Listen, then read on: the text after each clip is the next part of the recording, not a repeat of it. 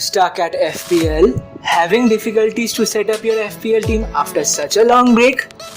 Don't want to listen to all those hour-long FPL podcasts? Well, you don't need to worry anymore, for the love of football got you covered.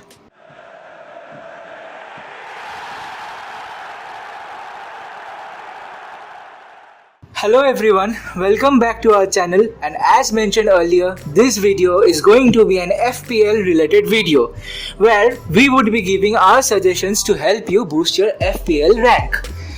So without wasting any more time, let's get started. As you all know, our beloved Premier League is resuming from the 17th of June. We are kicking off things directly with the double game week. So our focus in this video is on all those teams who are having a double game week. That is the current title holders Manchester City, last season's Europa League runners-up Arsenal, last season's EFL Championship runners-up Sheffield United, and last season's EFL playoff winners Aston Villa. Now we all know that the Premier League has given the permission of making a maximum of 5 substitutions per game.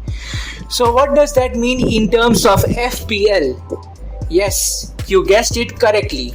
Majority of our FPL teams are going to be hampered. We all, at one point of time or another, have been hit by the Pep Rule. Now, imagine him having 5 possible options from the bench. So how do you tackle this problem? Well, in simple words, you can't. But you can reduce this threat to a great extent. Go for players who are nailed on. Go for the explosive players, as they have a higher chance of returning point regardless of their playing time. As we all hear, Pep Guardiola and his players have aims for the Champions League. Well, this is going to be a good news for us, certainly for the opening few weeks of the Premier League. He is expected to field his strongest possible team against Real Madrid. So, we can expect the star players to get proper game time so that they are fully match fit when the Champions League starts. Looking at their defensive options who are nailed on, we have Laporte coming back from his injury, and of course Ederson. Now, we suggest you to invest your FPL funds on nailed-on centre backs rather than wing backs. This is because of the enormous workload on the wing backs. With games approaching thick and fast, you may see the likes of Walker, Mendy, Cancelo, Zinchenko being rotated. Unless you are confident of an attacking return from them, Laporte looks like a safer bet if you are interested in their defense. Now, coming to the midfield, KDB is a must-have regardless of your FPL rank. Unless you are too much of a gambler, KDB should certainly be starting. A few of us have the likes of Sterling, Mahrez, and even Bernardo Silva. But now, with Sané being fit, Pep has 4 options to choose for the flanks. So, whether you want to gamble on an expensive player who may return huge points or who may deliver a 1-point cameo from the bench, it is totally up to you. As stated before, because of their Champions League priorities, we expect Pep Guardiola to field a strong squad. Considering the explosiveness, Aguero looks like a good option, particularly against the likes of Arsenal and Burnley at home. But you can never be sure with Pep who gets the nod, whether it is Sergio Aguero or it is Gabriel Jesus. Now, if we look at the fixtures, Manchester City plays away to Chelsea and Newcastle next, and they have a home tie against Liverpool. So you need to decide whether you want to treble up on City assets or not. Now, focusing on Arsenal, apart from their match against Manchester City, the remaining fixtures look decent on paper for the time being. Since you are using unlimited transfers this game week, you can take a punt on Leno. Now, Arsenal is not certainly going to guarantee you on clean sheets, but Leno's save points gives you an upper hand over the remaining Arsenal defenders. We suggest you don't go for Saka right away, with the likes of Kolasinac and Tierney returning back from their respective injuries. The standout option for us is Aubameyang, explosive and nailed on both, but he has a contract issue to solve.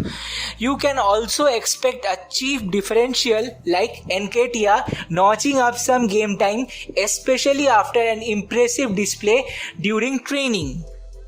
Pepe and Lacazette are also worth mentioning options if you are very keen on doubling or even trebling up on Arsenal assets.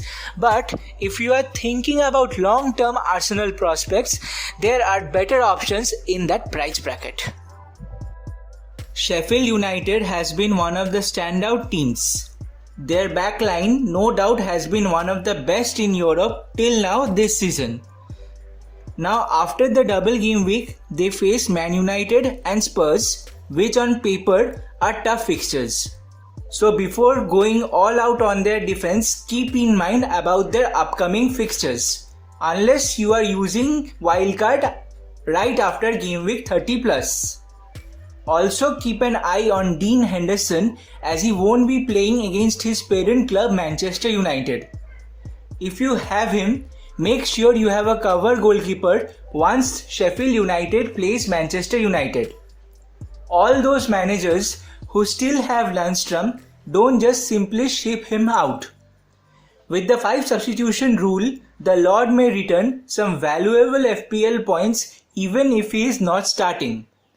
Hold him for the time being, but if you don't have Lundstram, no need to bring him in. Now, let's shift our focus to Aston Villa. The standout option for everyone is obviously Jack Grealish. But with McGinn returning back from injury, what does that mean?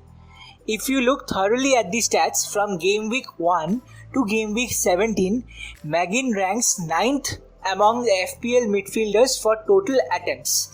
He comes after Salah, Sterling, De Bruyne, Mount, Richarlison, Maddison, Son and Mane, with a shot conversion rate of 39.5% and total attempts of 38, which is more than Jack Grealish.